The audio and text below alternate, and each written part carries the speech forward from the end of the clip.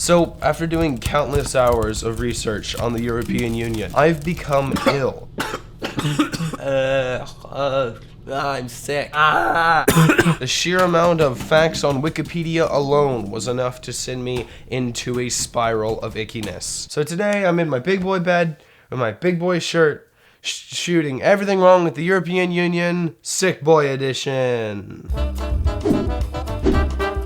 You know how families fight sometimes, but after they make up, there's usually a family meeting to discuss how everyone feels and to lay out some new rules to keep everyone happy with one another. Now, just replace the family members with European countries, and the fight with a little ditty called World War II, and welcome to the European Union, a family meeting on steroids. The European Union is a collection of European countries who have come together in the years since World War II to establish a more sustainably stable Europe. Their cause is actually fairly agreeable, but nothing is without a sin. Their anthem is Ode to Joy. Is this cheating?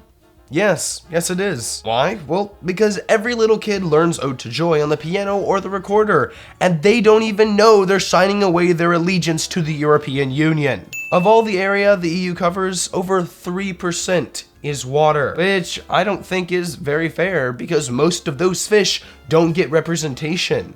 Not even the whales.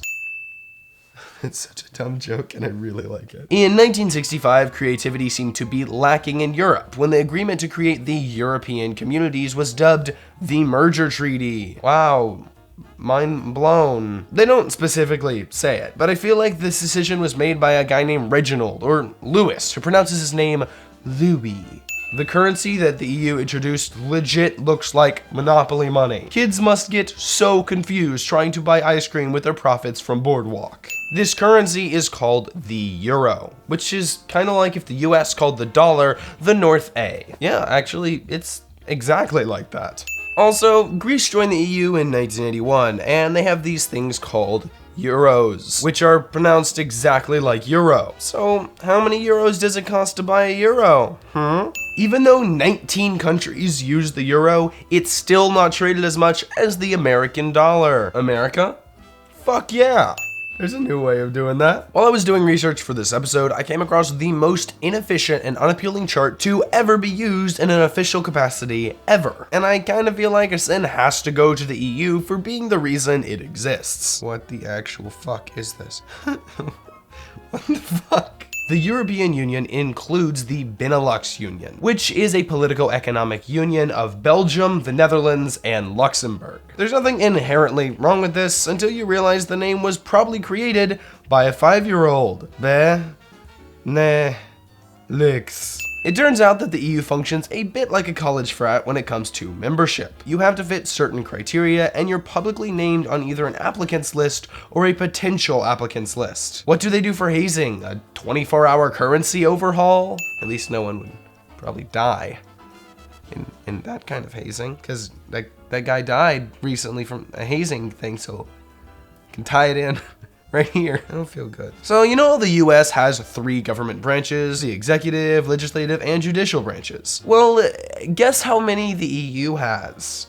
7. And you know what? I'm gonna give them 7 sins for all the 7-year-olds who have to remember 7 branches of government on the EU unit exam. And now that I've made fun of them, let's go through every one of them. Institution number 1. The European Council. They don't even make laws. Their only purpose is to provide impetus and direction. So they basically have the same amount of impact as a televangelist with an 11 a.m. CST slot. Institution number 2. The Council of the European Union, which is different than the European Council because they can actually legislate.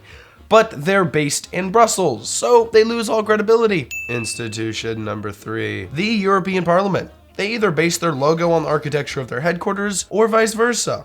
But either way, it's pretty weird. Institution number 4. The European Commission! They're the ones who actually implement policies and administer budgets. And you know what? Budgets suck. Just run up your debt with China like the United States, you fucking squares. The 5th institution. The Court of Justice of the European Union. That's a long fucking name. Institution number 6. The European Central Bank is responsible for protecting the value of the euro. They're responsible for enacting quantitative easing in the Eurozone as well as curtailing inflation.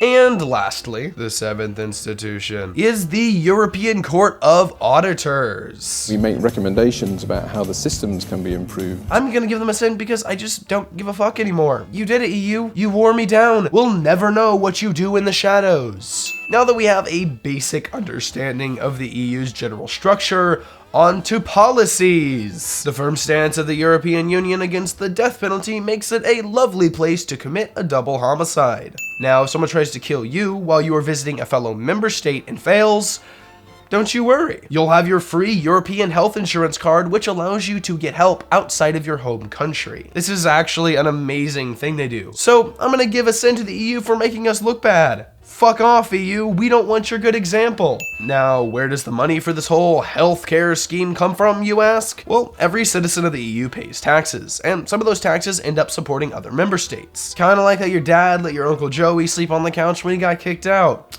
It sucks to be dad. Now, let's say that while Uncle Joey is asleep on the couch, your Uncle Jose needs to sleep in the armchair in the living room, and your Aunt Franny is staying in the guest bed. Oh yeah, and I guess Cousin Doyle also needs a place to sleep, so he's taking your bed. On top of all of this, Grandpa Aristotle needs a place to crash. I guess he's taking the dining room table. How long do you think it's going to be until your dad decides to kick everyone out? Welcome, once again, to the European Union. Uncle Joey, aka Italy, has been struggling with non-performing loans, or in other words, loans that people just don't pay back. Now, normally that would be a problem for Italy, but because Italy is one of the 19 member states using the euro, the burden falls on everyone else's shoulders as well. Uncle Jose is Spain, and Spain is constantly underperforming in the market. Aunt Franny is, well, France, and although she is normally fairly efficient, she's barely been breaking even for the past few years. Cousin Doyle obviously represents Ireland, and they're not exactly known for being a powerhouse in the money department, are they? Aristotle, who was pretty fucking obviously Greece, learned some basic 6th grade philosophy, has been an absolute shit show since 2010. In case after all that you're still lost, your father is the United Kingdom. He kicked everyone out in June of 2016 and is focusing on himself right now. Your mom said he just needs a little bit of me time. Although the EU, for the time being, has a free movement of persons, meaning that people can travel from Belgium to France without incident for work, or to study, or even to retire. Hey EU, you get a sin for making everyone else look like psychotic xenophobes when it comes to immigration policies. While people are allowed to go from member state to member state freely, the EU has still not presented any competent plan for dealing with the current refugee crisis. Although no plan at all isn't necessarily as bad as some plans. Despite having such a free flow between member states, the EU in 2014 had to import more than half of its energy sources, and most of those were from Russia. Can an institution really claim any set of ideals when its purse strings are held by an outside party? Or when the mechanisms that allow for communication and travel and innovation are powered by non-member states? Hey EU, that's a little bit suspect. And finally, even though German is the most common native tongue, 51% of people in the EU speak conversational English. I don't know, to me that seems a bit excessive. Not everyone should have to learn their theirs there. I'll take the couch.